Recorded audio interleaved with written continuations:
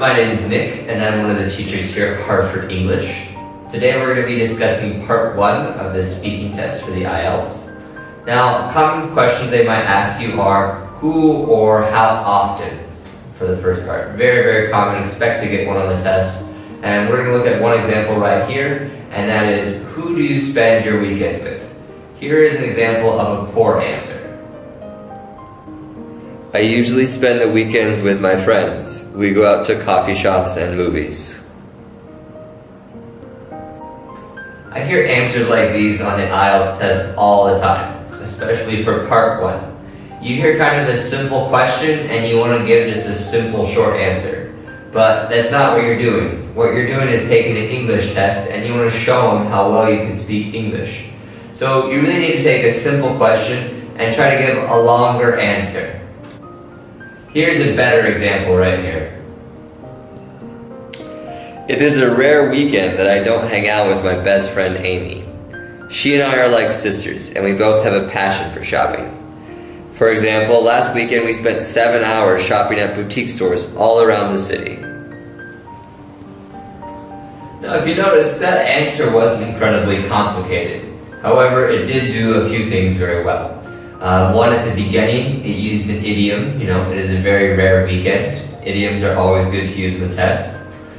Secondly, it used the past tense. Even though you didn't have to use the past tense to answer that question, you gave an example in the past tense, and that allowed you to show your range of tenses that you can use. And thirdly, it personalized. Anytime on the test when you can personalize it and talk about yourself, it'll help you give better, more complete answers. Now let's discuss a structure that you can use to answer who or how often type of questions. One of the main structures we use is kind of it depends kind of responses, because these allow you to give longer answers and more opportunity to show vocabulary and other verb tenses. So first, we're going to start with the beginning. You can use expressions such as, well, in all fairness, or to be completely honest, or I have to say that. Second, you're going to use some sort of expression that says it depends. It could be an expression such as, I think it really depends, or I guess that it would depend on the situation, or I imagine that there are different factors involved. Alright, and third, you're going to use some sort of linking phrase. So you could say something like, for instance, or more specifically, or more precisely. Alright, so right after the linking phrase, you're going to want to use one of the following. You might say, if situation A, then I will most likely. Or if situation A, then it's quite possible. Or if situation A, then I guess it's likely that. Following that, you're going to want to compare your linking phrase. So you might use an expression such as, whereas in contrast, or though at the same time, or whereas on the other hand. Other who and how often questions are as follows. 1. Where do you usually go shopping?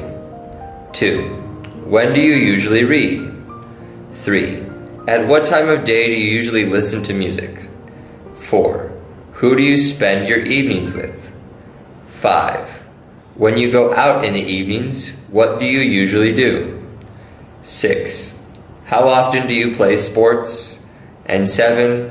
How often do you eat out in restaurants?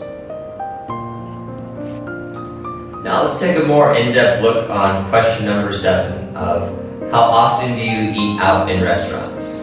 Here's an example using the structure we just discussed. Well, in truth, I think I would have to say it really depends. For instance, if it's the summer and I'm not toiling away at school, then I will most likely go out every evening with my family or friends. Whereas during the school year, I'm honed in on studying, usually just dining out on the weekends. So good vocabulary words I used in the last example are honing in on, dine out, and toiling away.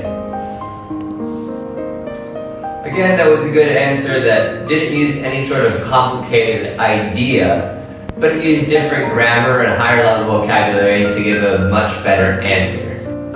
Thanks so much for joining us. If you want more tips, topics, and examples, please feel free to visit our Facebook fan page at Harford English or visit our website at www.harfordenglish.edu.vn. Thanks so much and see you soon. Let it go, make my body go. Take our bodies high.